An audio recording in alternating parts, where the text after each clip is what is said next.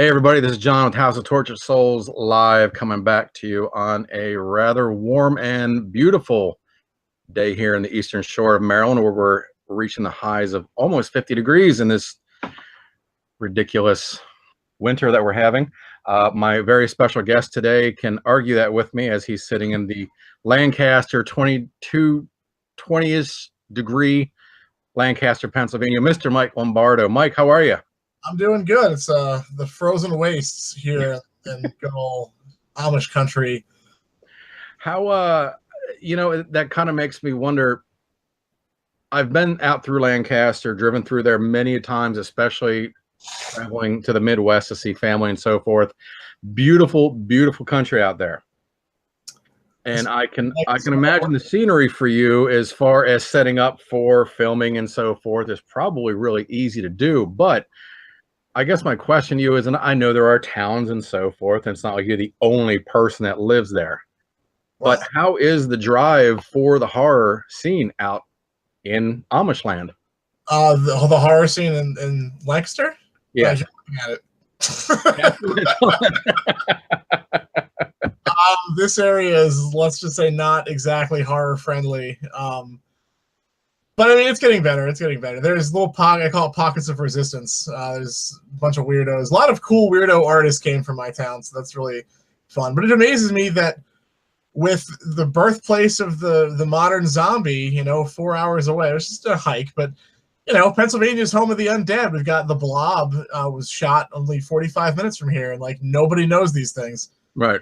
Because I run the horror night at our Lancaster Film Festival, and I always give trivia questions, and I talk about that, and people are like, they filmed The Blob here? And I'm like, the fucking Downingtown Diner, like, it hasn't changed. They have it on their menu. It says, home of The Blob. Right. And right. The theater, they filmed a whole Blob Fest there, but nobody knows. Everyone's amazed that I say Night of the Living Dead was shot in Pennsylvania. They're like, it was? That is something that still amazes me, that some of the true diehards, especially something like that certain people just don't realize that maybe they figure that everything is filmed automatically in Hollywood. I don't know, but I mean, that's what I think really makes some movies, is locations and finding out that, wow, that was really filmed here. And it kind of gives a little bit more to, obviously, geographically to that town, but I think it also gives a little bit more character to the film itself too. Oh yeah, I love filming on location. And we have like the Monroeville Mall where Dawn of the Dead was shot, which unfortunately now is completely changed. Doesn't look anything like it did in the movie. Right. But they have a plaque and like 2 black and white photos of George Romero, and that was it. Like that was in like a side wing by like a security office. Like, are you fucking kidding me? Like a friend of mine, who's an old roommate of mine who I work, Eric Merns, he does all the music for my movies. He used to live in Pittsburgh because she went to film school there. And he went into, when the Dawn of the Dead like 4-disc box set came out from Anchor Bay, that like glorious Ultimate Edition many years ago, he went into their Suncoast in that mall and bought Dawn of the Dead, and the clerks had no idea that the movie was shot there. And I was like, you gotta be shitting me. He's like, I died a little inside that day. So, that should have been, to me, a question asked upon interview. Yeah. True or false?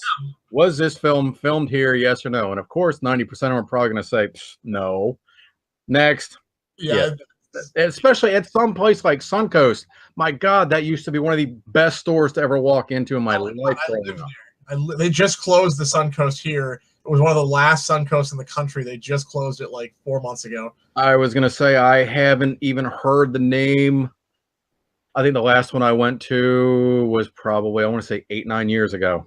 Yeah, it was a sad day that it went. It's a shoe store now, so I have no reason to go back to the mall. So that actually was probably. Well, it's been a few years. You and I first were introduced and met each other at Scares at Care. That was 2014, 13. I want to say 14, I believe. Yeah, because it's 2017. Yeah, because this is the 4th one that's coming up now, 4th or 5th. I don't even fucking know. That's terrible. I should know these things. I'm the fucking fest director, and I don't know what the hell, how many events there have been. Well, are you going to be gracing their presence back again this year? Oh, absolutely. I'm in charge of the film festival this year. Oh, okay, nice. Yeah, anything going on? Any films registered that you want to let us know about this year? We haven't been able to announce anything yet because we're still taking submissions, but there's pretty much everything we've gotten so far has been excellent.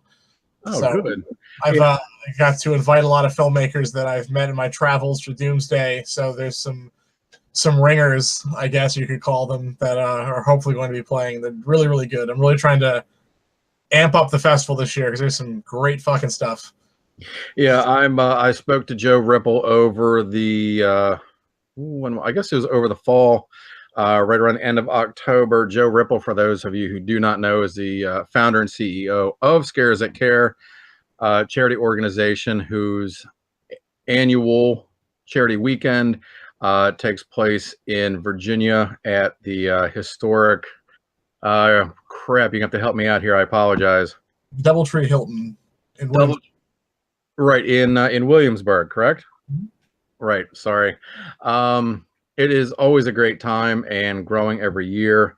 Um, Now, when I was there, wow.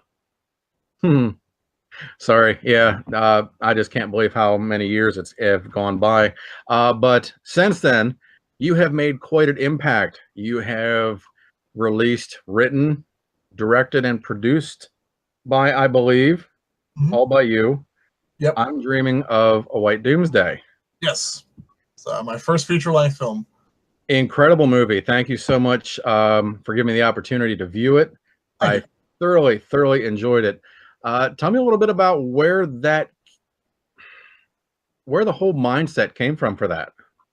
Well, so okay, so for the people that don't know what this movie is, it is a post-apocalyptic Christmas movie. It's about a mother and her 7-year-old son starving to death in a bomb shelter with Christmas approaching. So it's the feel-good movie of the year. Yes, that it was. It was. Yeah, so I'm pitching it to people as Miracle on 34th Street meets The Road. Nice. That's perfect. And you know, people laugh, and then they watch. Like, actually, that's probably the best description. You know, it really is. It did have it. And I apologize. Please don't take this offensively. Because you mentioned The Road. I can definitely see possible influences coming from it. I enjoyed The Road. I know a lot of people didn't. A lot of people said it was too slow, drawn out. I don't think a lot of people could actually read into, scratch the surface and actually get a little bit more in depth with the meaning of the film. No. And like I said, not comparing that to yours, but personally, with you using that term and comparing it to it, I think that really kind of hit the nail on the head. Because there was your film had a great sense of depth, emotion that was very strongly portrayed. Post-apocalyptic films, God, I grew up on them, and which is one reason why I really enjoyed watching yours so much. It didn't matter how bad the movie was; they were all good. Mm-hmm. You know, I just grew up in that time frame. You know, it was like once a week you go to a local mom and pop video store, and this is even before Blockbuster was even heard of. Nope. And it was always left and right. There was an endless supply of post-apocalyptic films, and I absolutely loved them. And then for you to take it and put your twist onto it was, I thought it was brilliant. I really did. The big influences for Doomsday stylistically, actually not The Road. I do enjoy The Road. I read the book when it came out because Oprah's book club had it, and I thought that was the funniest thing in the world. I had heard bits and pieces of the story, and I'm like, this is a fucking joke, right? I went to the store, and there was a sticker on it. I'm like, all right, this is coming home with me. I have to have it.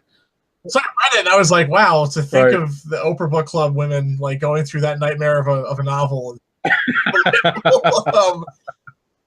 Probably made you enjoy it even more. Oh, it was great. But so when the movie came out, like I loved a lot of it. I just feel like it started to turn into, this is something that we tried not to do in Doomsday, was I feel like a friend of mine said it was blight porn, where it was a series of set pieces that says, look what location we got, look where we traveled.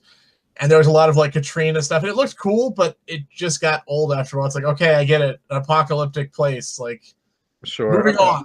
because there were some great set pieces that moved the story along, and I think they focused, because the movie could have been a half an hour shorter and it wouldn't have hurt it at all. But a great movie. Like, not putting it down. Like, I do love it.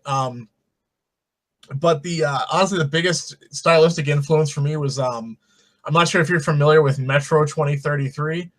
It's a game series based on a series of Russian novels by Dmitry Gukolsky. I think I didn't butcher that name too bad. No, but it's about nuclear war that happens, and Moscow is actually built with all of their subway tunnels are built to be bomb shelters. So everyone in Moscow flees into the tunnels, and so if you didn't get to the tunnels in time, you're dead. Excuse me.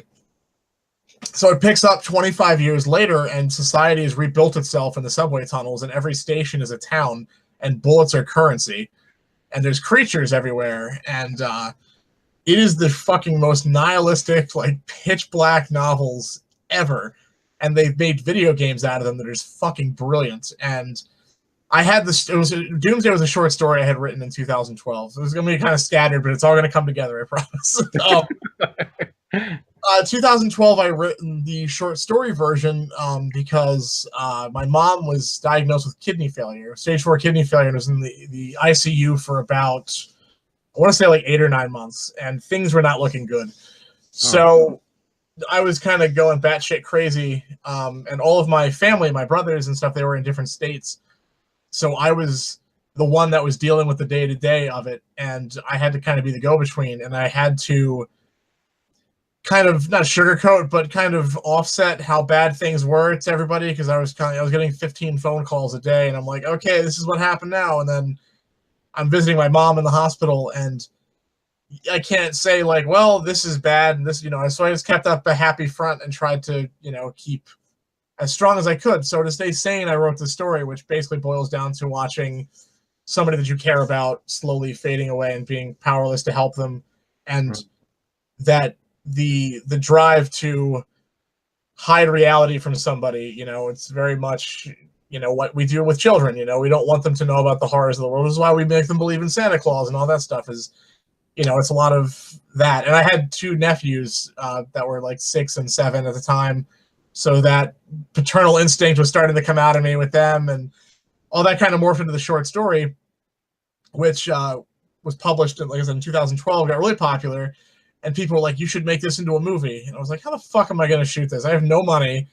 I'm in the middle of Lancaster, Pennsylvania. Like, where the hell are we going to have an apocalypse? Like, this isn't going to work. And then I started playing the Metro games. I was reading the books, and I was playing the game, and I saw they have their giant set pieces like the road, but generally the game is pretty much you're just going through small little areas of ruin, and then it's all character based. And I'm watching this, and I'm like, they're doing a lot with very little, and this is a video game. And I'm like, shit, I can find places that look like this. Like, if that's all, because I'm a connoisseur of post-apocalyptia.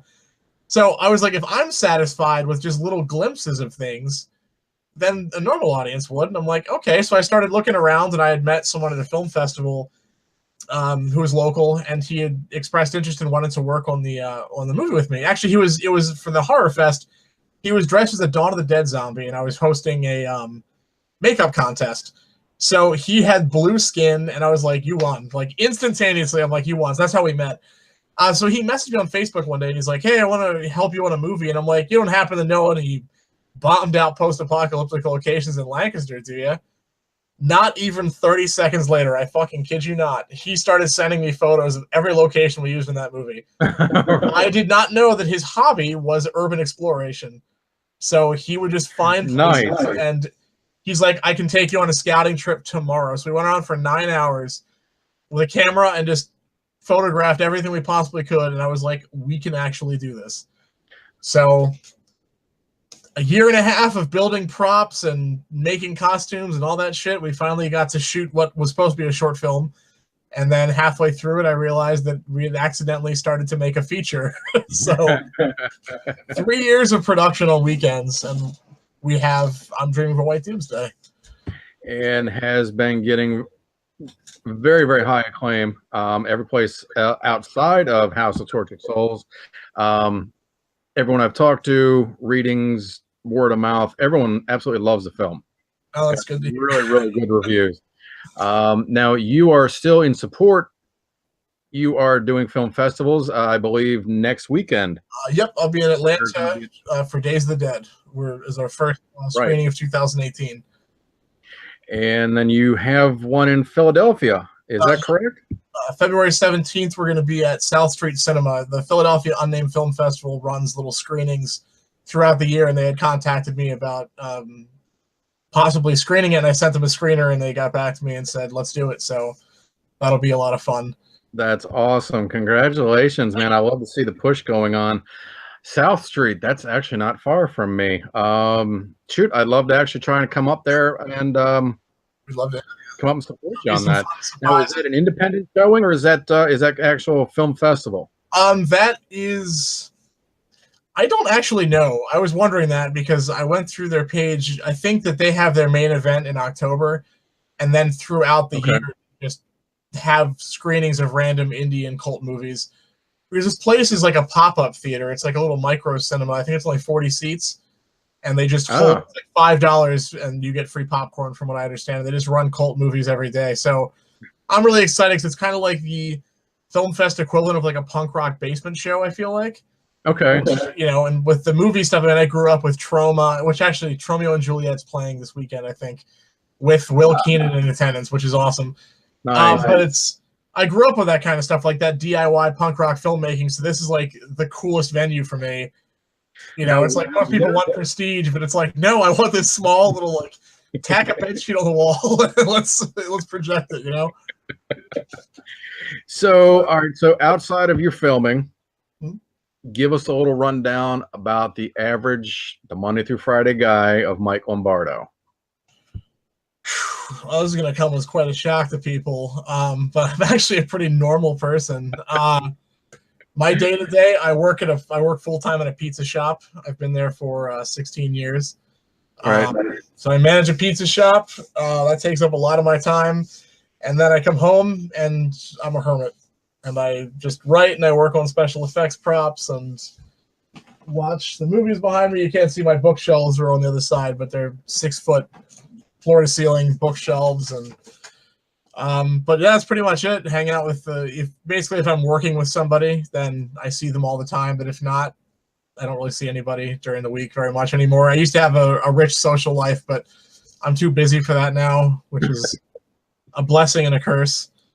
Well, let me ask you something. With the push for your film, will you, outside of the film festivals, will you be doing promoting it, hitting the convention circuit this year at all for it? I don't know. It's hard with this because this is the first time we've had a feature, and we have other DVDs of short films, but normally I put that stuff out myself. Right. So when I do conventions, I'm always selling, Suburban Holocaust or The Stall. But with White Doomsday, we're actually looking at distributors, so it's hard because I can't make my own discs of it. So doing conventions is a little tough because all I can do is hand out. We've got these cool little postcards we got made. Oh, those are cool. I can hand these out and be like, "Hey, you can see this eventually somewhere, maybe." And that's it. It's like it's really hard to do that. But we're doing Days of the Dead. Hopefully be playing at Scares the Cares, like a special event or something. I can't say if that's going to happen or not because I don't know, but I'd like to. But right now the aim is the festivals, which I never really got to extensively travel to in the past because with a short film, it's sometimes, I hate to say it, but it's not worth traveling out of state to see your 8-minute movie and then leave. But with a feature, as I've discovered, is the gate has just opened for everyone. Suddenly, everybody wants to talk about the movie or interview me or screen the movie because it's a full line, it's a feature, it's a full movie. So the opportunities you get are so much greater than it would be with a short film. So we've been traveling all over the place, and it's nuts because we've gotten invites from festivals in other countries, invites to submit, not necessarily that we got in. We don't know yet, but it's just crazy. There was one in Brazil that contacted me and said, we've been hearing about this film. We'd like to see it. And I was like, this is a fucking joke. Like, what? But, it's amazing the spread that it's gotten. And like you said, the word of mouth and people are really liking it, which is awesome. So I'm going to try to travel as much as I can. I got my passport sitting here, and I'm hoping to bankrupt myself with travel costs this year. And then hopefully sell the movie to a distributor and, you know, have a DVD, Blu-ray out, you know, sometime, hopefully by Christmas would be great. But, you know, I don't know. Yeah, definitely keep us posted on that. And we can definitely try and help. No, thank you, man. Support and push it for you. So what is in store outside of anything new being written? What's the future got in the back of your mind for you? As far as like stuff I'm working on now, I have another feature that I'm trying to write. I've been writing it for about a decade now. Not literally writing it like scene by scene, but just I let ideas percolate for a long time. Like the genesis of White Doomsday was 10 years ago. I had snippets of the ideas, and then they all kind of gelled in 2012. So this one is called Masterwork, and it's about a filmmaker trying to make his movie. And it's evolved so much over the years and has completely changed form so much, but I finally feel like I nailed it down. And it's like you've seen Doomsday. When people see it, they'll see that Real Splatter, which is my company, we usually do horror comedy. We're known for silly, like weirdo, out there shit with lots of gore. White Doomsday is not violent. There's no swearing. There's no nudity. It's just the pitchest black thing ever. And you know, I think that's something that I really appreciated about that is that you were able to captivate without having to throw buckets of blood and gore, and you know, like you said, it's very limited on what it has to as far as nudity, language, and so forth.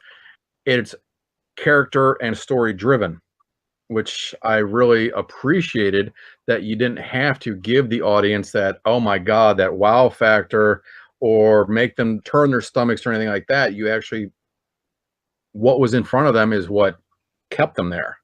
And that's one thing I really, really appreciated about the story the most. Thank you. Yeah, that was something that was weird, excuse me, for me, because I'm an effects artist as well. So all I wanted to do in my first draft of the script were like, man, then I actually had a scene. I don't know if I've ever told this story. So there's a scene in the movie where the mom is investigating an abandoned house, searching for food, and comes across a wounded girl, and that's a big scene in the movie. I'm not going to say anything more than that, but the original version of that, actually the original version of the short story, there is a neighbor who had a bomb shelter as well, and the mom was prostituting herself to the neighbor to get food for her kid. That was the original sequence in the story, and I didn't feel that it fit in the movie version when I started writing it, so I changed it. But when I was writing the early draft of the script, I had that in my head, and I'm like, okay, what can we do that's more visual and more interesting? So I had her going into an abandoned house, scavenging for food, and there was like a room full of cocooned skeletons, like hanging from the ceiling. At one point, there was another one where there was she was walking down a hallway towards the camera, and in the background, you see a completely nude man wearing a gas mask with a skinned face over top of it. Wow. Completely covered in blood, and he's just standing there behind her, just slowly matching her pace. I was like, I had no fucking idea who he was or why he was there. I just had that written. I'm like, man, that's terrifying. And I'm like, completely not in this movie, like completely different movie right there. That's like a Richard Lehman scene. But, wow. Wow. I mean, the image that's projecting right now, I mean, I can totally see it, you know, the silhouette at first at the end of a dark hallway with an open door behind him or something, just slowly approaching, and it starts to come into visual effects. I mean, wow, my God, would that have been made something into? That may end up in something down the line, but I'm not sure yet. But the fuck was I just saying? I completely lost my train of thought. Now I've got naked gas mask skin wearing men on the mind, and I can't fucking think. No, it being story driven. That's what it was. So I wanted to do like crazy whacked out gore, and I was like, it doesn't fit the tone of the story, and I really wanted to do something that was character driven and dramatic. And you know, it was tough. And when I said about blight porn with the road, like we had a lot of apocalyptic locations. Like we traveled all over the place to get the scenes that are outdoors. And actually, the one scene, the first exterior where we see Santa, um, which is not a spoiler because it's all over the trailers and the posters and everything, so I'm not ruining anything for anybody. But that day was -12 out because it was an abandoned location. It was a lodge that had burned down, and they never cleared the rubble. So we knew this place existed. We also knew that it was patrolled actively by police because it was private property. So I knew we wanted to shoot the scene there, and we had to sneak in. So I'm like, well, there's only one time we can get away with this, and that's when the weather's bad. It was the middle of winter, and we needed snow anyway. So it was the coldest day on record in Pennsylvania in the last 100 years. With the wind chill, it was -12, and we hiked a mile through the woods, and we shot out there and got that scene because there was no cops because the news was saying it was dangerous to be outside. Right. So literally taped chemical hand warmers all over our bodies and then wore like 4 layers of clothes, and we just fucking shot it. Someone spilled coffee and it froze in a 3-dimensional wave. No, and I said, fuck it, we're done. That was the coldest. It was like, I mean, you know, I'm sure people in Michigan are watching this and laughing at me. It's the coldest thing I've ever experienced, but it just hurt to be outside. You didn't even feel cold. It just burned. Right. Oh my God. But so the conditions we shot in for that kind of stuff were crazy. But so what I'm trying to get at is we had a lot of those apocalyptic locations, but I didn't want that to be the focal point of the movie. I wanted to show enough of that the audience was satisfied, that I was satisfied, and then use it as a backdrop for the characters. And a lot of times when you see apocalyptic indie movies, they're always in a train yard because there's rusted like train cars in that easy location, or they're always in the woods because then there's no society around. Right. Well, fuck that. We shot in abandoned houses. We shot outdoors in like, you know, ruined buildings, everything. No power, no heat. And we just, you know, we had the hike and trespass, but we did it. But I feel like those images are worth it on the screen in the end, but it's not the focal point of the movie, like I said. Right. You did real good. You really did. And, you know, like you said, not sticking to the old junkyards or train yards or something like that. That's so easily predictable in those kinds of films. You know, you had it in your mind, you did it, and you're right. It paid off. It really did, because the scenes that you did capture they're beautiful and they're perfect for it. They really are. Thank you. Yeah, that was a big thing because we had a lot of arguments with the other crew. They wanted, like, because we had a visual effects guy, and he was like, well, do you want like a burning, because there's a scene when she's out on this like a desolate landscape that you see towards the beginning of the movie, and that's actually the White Cliffs of Kenoi, which is a location here. It's actually a limestone dump that they just opened as a public park for some reason. It was really fucking weird. But it's this really otherworldly looking location. It kind of reminded me of the scenes in Phantasm when they go through the Red World. It looked almost like that to me. So I saw that and I'm like, this is exactly, I had a scene in the script and I'm like, this is where this needs to take place. But there was fencing and stuff that was blocking it off because it's a cliff that goes into the Susquehanna River. So we had to digitally remove that stuff. Well, when you do that, we had to make a digital matte painting that was a landscape extension. And they're like, do you want a flaming cityscape? Do you want this? I'm like, no, I don't want that. I just want emptiness. Right. And that's what I wanted to do in the whole movie. I just wanted to show the desolation and just, it's so much scarier to me when it's just empty and silent and dead. A giant void, just nothing. Far more terrifying to me than if there's, you know, burning cars everywhere, inexplicably burning cars everywhere. You know, it's been, the apocalypse happened 60, or my favorite, it's a zombie apocalypse. So there's flaming cars everywhere. And I'm like, what the hell is, okay. I guess unless they've got like Bub from Day of the Dead, I don't know what they're lighting Molotov cocktails and toss them in every building they go. It's like, okay. Zombies don't like cars, man. Didn't you know that? They don't like cars. They also throw newspapers everywhere in the streets. That's the other thing. Especially in the last like 4 years. Because, you know, how many people fucking read the newspaper now? True. There's cell phones scattered everywhere with. They just remade Day of the Dead again. Why don't they have an iPhone flip up and it has an app that says The Dead Walk? that's the opening. Oh my God! See, these are all the little snippets of shorts that you should be doing. Oh my God, that this. I might do that. That was modern apocalypse.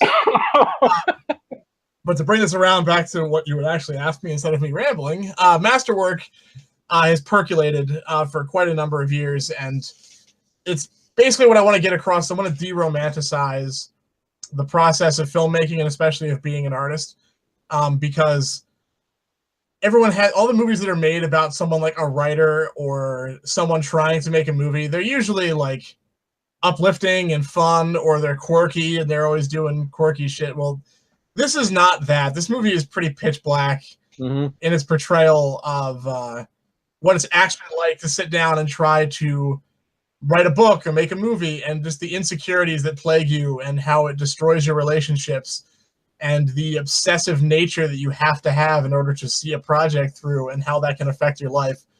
And that's what the movie's about, really. I can't really say it's a horror movie. It's got some horror elements in it, especially towards the end when shit gets really weird. Sure. But it's a little bit closer to the old stuff that I've done, in that it's got the darkness of White Doomsday, but it's got some comedy in it too, which is nice, because that was the point of what we were just talking about. Is it was hard for me to completely separate myself from the comedic stuff that I used to do and do something really serious. So Masterwork has kind of got one foot in each pond or puddle of blood, as it were. But that'll hopefully be made at some point. I mean, when I say I have hundreds of handwritten notes, like, that is not an exaggeration. Like, I do them on guest checks from work. Sure. Waiters take orders on. I have probably 1,000 of these with the script written on it in fragments. Oh wow.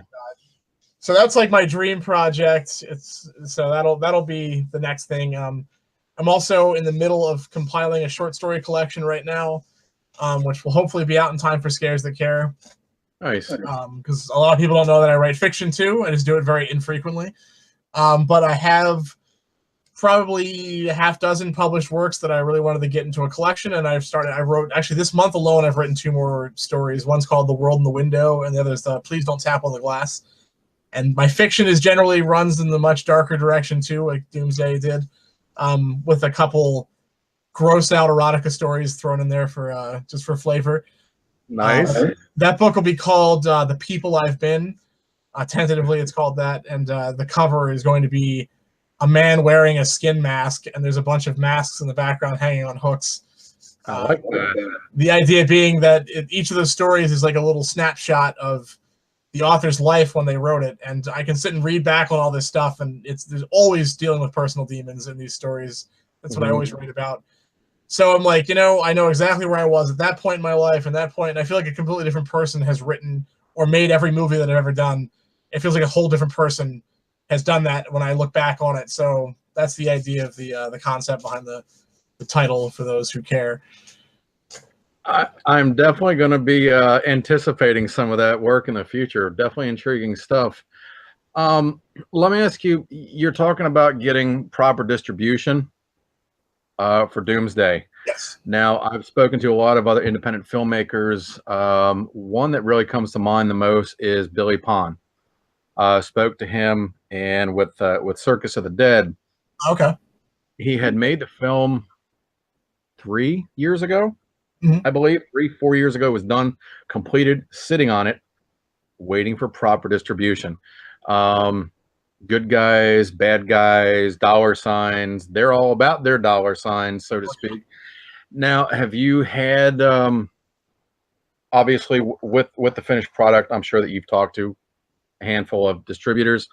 Are you finding this to be a lot harder or a lot more of a chore than you would have anticipated? So I was always under the impression that all distributors are snakes. Right. Exactly. Every single independent filmmaker I talk to, they're like, they hear the D word and their eyes go wide, and they're like, no. Exactly, yeah. So it's tough. We have a sales agent that Brian Keene, a great author, is our executive producer, and he hooks up with the sales agent. So I haven't really been speaking to the people personally, which has taken a huge load of stress off my shoulders, because I don't know the legalese and stuff that they speak is gibberish to me, and that's what they're hoping for, so then they can screw me harder. Sure. So he's kind of our go-between. We've talked to a couple people. I know there's some companies. I can't really say anything, but there's some people looking at it. It really, what it comes down to with indie distribution is you have to ask yourself, what is the goal for getting your movie distributed versus self-distribution? I mean, I've distributed everything else we've done personally, and I've hit the convention circuit and sold it, and we've done pretty good for ourselves. But again, those were short films that I made over the course of several years. Doomsday was one. Doomsday took 3 years to make, but that was every dime I had. Being every week, my paycheck just went into that movie. I mean, and this is gonna, people are gonna laugh when they hear this. The movie was made for about $10,000 or $11,000, which is not even a penny to an actual production. Right. But everyone worked for free, and we had loads of gear donated to us and stuff. And I mean, I've been doing film and special effects stuff for a decade now, so I've done so many low budget projects and favors for so many people that when Doomsday came up, I had this vast network of people I could call on and call in favors, and that's how the movie got made. And nice. That was the only way that it got made for that little money. So the thing is, I want to pay everybody. Right. So I would really love to get a solid chunk of money up front so I could just pay everybody. And then the advantage also is that when you indie distribute, you can't get on Netflix, you can't get on TV,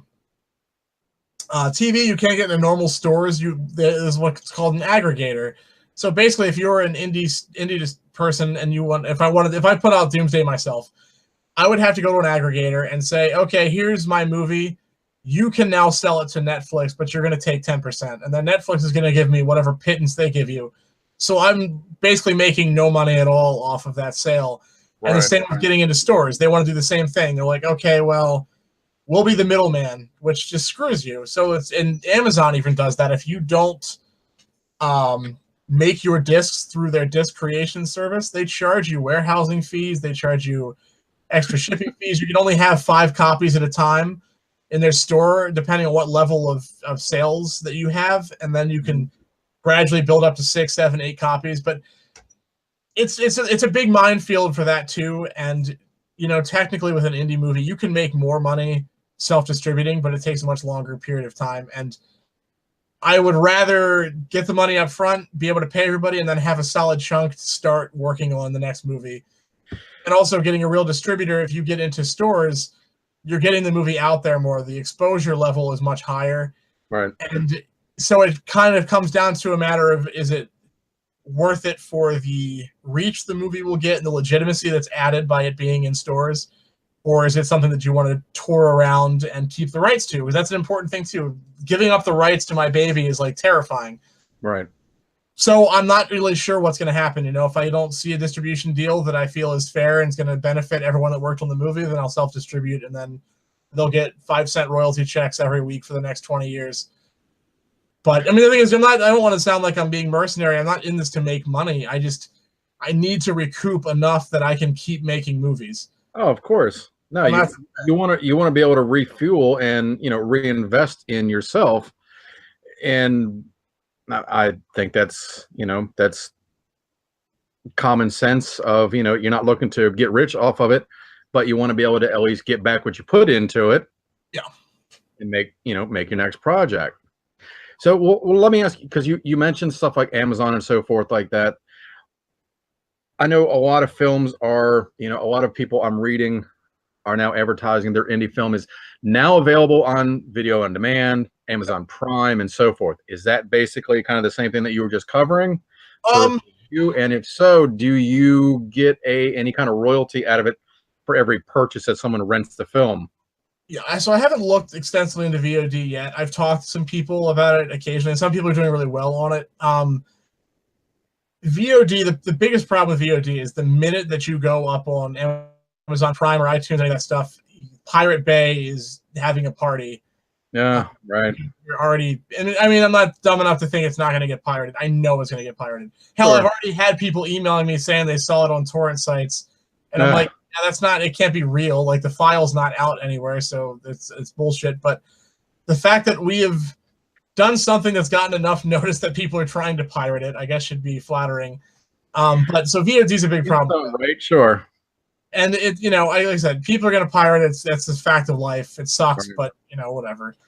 But so that with VOD. Also, Amazon Prime, if I'm not mistaken, they've gone through this really weird purge lately where they've been nixing a lot of indie horror movies off of their service Really? for their guideline, their content restrictions. I don't have anything on there, so I can't speak with authority on it, but I've seen a lot of people complaining about that.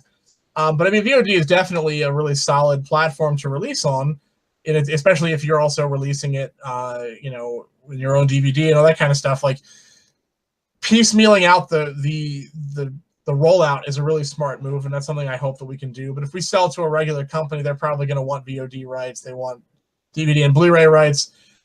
So, like I said, it's a big minefield, and this is all new to me, so I'm just kind of trying to tread softly and figure out what's going to happen. But at the end of the day, I want to do I want to make sure that I do right by the people that supported the movie and worked on it for 3 years and put up with my ass and whatever is going to be best for the movie. And if that means I have to take a financial hit, that's fine. I just want people to be able to see it. Right. And that's what the festivals are about. So, well, hopefully through word of mouth, through the festivals, as you're saying, and so forth, hopefully, I mean, well, all right. So at festivals, let's say hypothetically, it's a festival that you are personally attending. Are you prepared to, or can you even sell any of your films at that, or of Doomsday? Can you be there and actually bring a box of them and sell them to hope to try in some aspects make a couple dollars anyhow? So if you're searching for real distribution, like through a company, if I started selling copies myself, that eliminates a lot of them. They don't want that because they want to have the exclusive rights. Most film festivals don't generally have like vendor tables and stuff. Sure. That's more of a convention festival thing, which is what I would be doing if I put out my own DVD. I'd be hitting you guarantee my ass would be at every convention from here to selling copies. What has happened at the festival screenings we've had, I've had people approach me about distribution because they see the movie. A lot of scouts go, or people that from other festivals, and they see the movie. That's actually how I've gotten a lot of invites. Is they're like, fest directors are at these places and they're like, hey, we like this, can we play it at ours? And that really helps. And the point of playing at festivals is, one, you get the movie out there, you get a little bit of prestige because people love seeing the little laurels on the boxes, even though they don't know what they mean. Right. You gotta earn your wheat. That's what I always say. So if you go there, but and then potentially other festivals, or you win awards, or distributors will see it. I mean, the biggest advantage to doing the festival circuit, though, is just networking, like meeting people, other filmmakers and stuff. And where we world premiered at Nightmares Film Festival, that was the best decision I've ever made in my career, was going to that festival. The people that run that, like Jason Tostovan and just the whole gang that was there, it was like nothing I've ever seen before. It was like Scares That Care on steroids, but just films. Okay. Like, they were the friendliest, most supportive people I've ever met, and I have had so many opportunities just from being there and wheeling and dealing and hanging out with these people for 4 days. It was like a family, and that has probably spoiled me for the festival circuit, because now I'm going to expect that every time, and that's certainly not going to be the case. But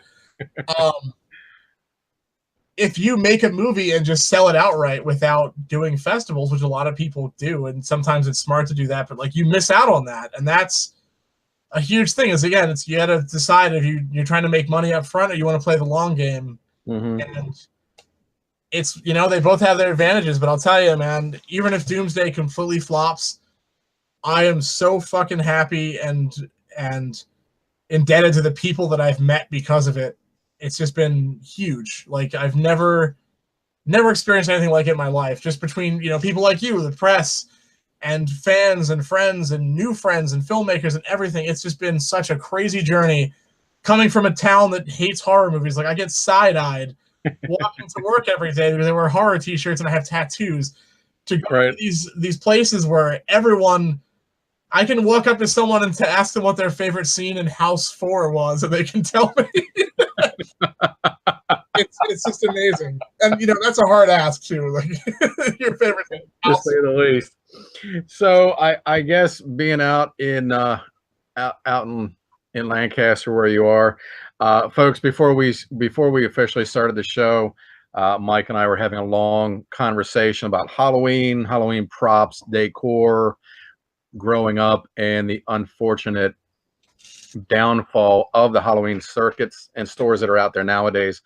One of my goals this past season, I traveled up to parts of Pennsylvania and did a couple segmented pod shows. Some friends of mine, Circus Rejects, work at Bloodshed Farms. I was inspired to come home and try to do a local community haunt of some kind. Nothing big, not a lot of actors, just maybe something the family even just kind of got involved in. Whether it'll happen or not, I don't know. Time consuming, props, investments, and so forth. But I'm going to assume, even just from your description of even just, walking to work and the frowns that you get some days, that Halloween is probably a fairly quiet time in your neighborhood then. It is. Actually, we didn't have a single trick-or-treater this year. I live smack dab in the middle of suburbia. Really? But so it's weird because that's how it is in my town, but we also have Field of Screams and Jason's Woods, which are two of the biggest haunted attractions in the country. I know the names very well. And especially Field of Screams, they do huge business. People travel from all over the place to come there. So we've got this giant, massive Halloween event, and everyone in this town hates Halloween. It doesn't make it's the most bizarre dichotomy. And like I said, it's not everybody. It's not like I'm in the middle of the Bible Belt here. It's gotten a lot better over the years.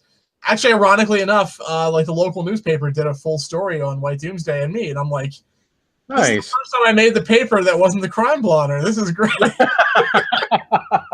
But, because the movie is serious and it's not what they would traditionally think of as a horror movie, then suddenly, I'm getting treated like a human being here. And that's a really odd thing.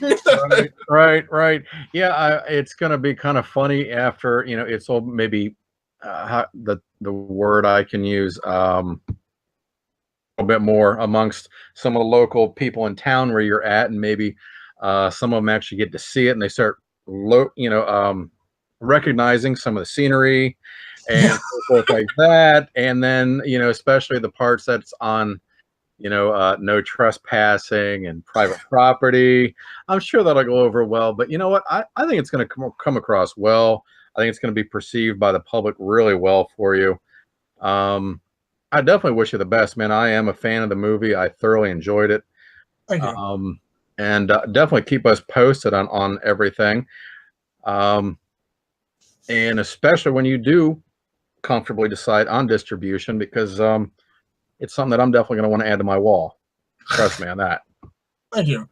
Yeah, we actually did have a local premiere here, which is really cool because I run the horror night of the local film festival, which started off 4 years ago. I've been doing this now for 4 years. The first year, people didn't even know what a film festival was in Lancaster.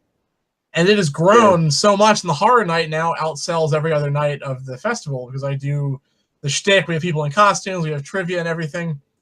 And so they asked me if I wanted to do Doomsday as a special event as part of the horror thing, because I was going to four-wall a theater anyway, and I'm like, all right, cool. So we sold out and had to turn people away at the door for that screening. We had over 200 people. Wow. And I mean, some of these people were 60. There were some older people. I was really honored, though. We had like Chet Williamson, who lives around here. He's a really famous author. He had a lot of those guys come. And I was really intimidated because these are people that I grew up reading and stuff. And I was like, holy shit. And they're just like, that was amazing. Everyone was just shaking my hand saying that was brilliant. And I'm like waiting to get crucified. I mean, I can't say it, but I mean, the movie. Like there's some difficult scenes for people to deal with. And nobody was outraged. Nobody left. Everyone was just very, very supportive and happy about it. And I was like waiting for like Rod Serling to step out of the wings. This is not Lancaster. So the town is getting better. It's getting better with things. I think people are becoming more accepting of stuff, which is cool. Well, so let me ask, being a filmmaker, how is the support of like family and so forth? Do you get the brother, your dad, anybody ever saying, "When are you going to grow up? When are you going to get a real job?" So You my know, whole you're such a smart young boy, Michael. yeah, you You keep know, going to school. I used to get that a lot when I was younger, and I got that a lot, like a whole lot, because I didn't even go to film school. I just taught myself, which is painfully evident, I think, in some of the stuff that I've done. no, none whatsoever. Congratulations, man. You're living your dream fully. I got none but respect for that. I really do. But yeah, so it took a long time for my family to understand what I was doing. My mom actually worked on the movie extensively. She did a lot of the some of the set design with the opening scenes and the Christmas stuff. She decorated all that. She did our portrait studio. She helped me do some costumes. My brothers now all love the stuff. My extended family gets it. My father passed away a couple of years ago. He used to give me shit, and he would say, "Why don't you?" One, he'd say, "Why don't you make something nice?" That was his thing. Is I was like, "Why do you always make this horrible stuff?" And then two, he said, "When are you going to make money?" Because I would always be doing gigs for free and stuff for other indie filmmakers, and he's towards the end of his life, he finally started to understand what I was doing. I think finally, after it was 26 years, I'm like, I'm probably not going to change. I think that I'm pretty much stuck. As I was a kid, so I don't think it's going to change. So he started to finally accept. He didn't understand it, but he started to accept it, and I came to realize that his concern was mainly just don't get fucked over by people and taken advantage of. Right. Because I tend to get overly passionate about projects, and then I throw way more of myself into someone else's gig than is intelligent to do so because I'm not getting paid. Right. But I love doing this stuff, and honestly, some days I'd pay to be able to do it full time. Right. But my family has definitely been very, very supportive. My friends are starting to, they were all, they're all in the cheering section now. Let's say so. That's great. That's got to be a good feeling for you. This is an amazing feeling because I always say this. I usually sign off when I get my introspective rambling Facebook post, I always sign off like, "I love you fuckers more than you know," and I can't stress that sentiment enough. Like, people do not understand how difficult it is to wake up every morning and try to be creative and make things, especially when everyone around you is like thinks you're a fucking psychopath because of it. So the support of people, even just a little comment or a little emoji sent, on a YouTube comment, like that can make someone's day, and that could be the day they were going to quit, and that could stop them. And without the support of all these people, I would not be where I am right now. Like it matters so much. Well, I'll tell you what, I don't physically have a trophy for you, but given your acceptance speech, if you will, take the platform, man. Who in your heart, the top of your mind, do you want to? I mean, obviously, there's a million people that helped you out, that have supported you throughout the years. But I mean, are there those few certain individuals that you would say, dude, honestly, thank you? And they're like, dude, it's cool, but no, seriously, you have no idea how much your help meant to me. That without you, it might not have been. Yeah, definitely the top of the list would be my buddy Julius Brunk. Everyone on the internet knows him as Baron von Brunk. He's a Lego builder. He's actually internet famous. Meeting him was life-changing. He has done so much for me, and he runs our website, and he does all of our graphics. So when you watch White Doomsday, all the cans, all the props that have text on them, all of that is completely 100% made by him. Like, he designed all that stuff. He is the days where I'm at my absolute lowest and ready to call it a day. He gives me his Patton speeches, is what he calls them, where he'll literally quote General Patton, and he'll just go on these rants. He'll drive from New York to my house until 3 in the morning. He'll just start giving me these fucking crazy 3-hour pep talks, and that's been amazing. And Brian Keene, all of the authors that I'm friends with, Sure. F. Gonzalez. When I met them, I was in high school, and to see people that I respected in the creative field talking to me as an equal was just life-changing. I mean, they treated me like a peer, and they supported me, and they still do. All of my author friends, my friends growing up, the film community, I mean, everybody. Like, I can't single anybody out because everyone has just been so fucking amazing. Like, I really feel like I lived a charmed life because the first half of my life was so miserable, and then it's like I'm in some wonderful dream where everyone is amazing, and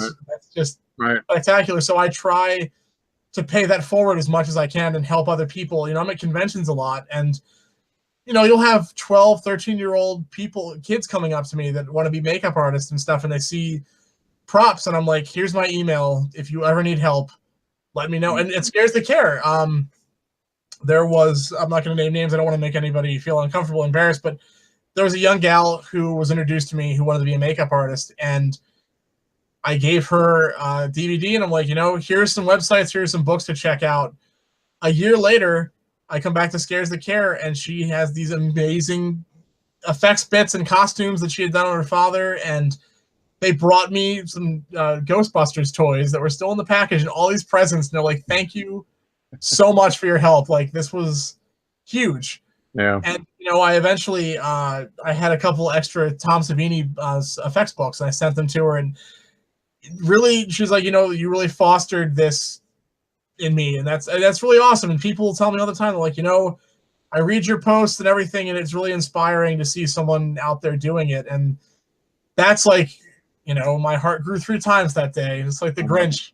That's because awesome. it's cool to know that people are paying attention, and that what I'm going through is I try to be very open about the bad side of all this kind of shit too, like trying to, work a day job and, slave away doing movies. And it's a thankless job a lot of the time, but to see other people taking that story and relating to it and be like, I'm glad I'm not the only one. Like, that means the world to me. All right. So, so basically to end my big ramble, everyone should support the independent filmmakers and writers and artists and musicians in your life. Tell them that you appreciate what they're doing and support them. Because when I have local friends that are in a band, Testosteroso, Scott Shaw does a lot of the stuff for me, visual effects, and he was the lead character of The Stall. His band is spectacular. When he plays local shows, everyone treats him like a novelty. When he goes on tour, he's a fucking rock star. Because no one wants to take their local talent seriously, but everyone is local somewhere.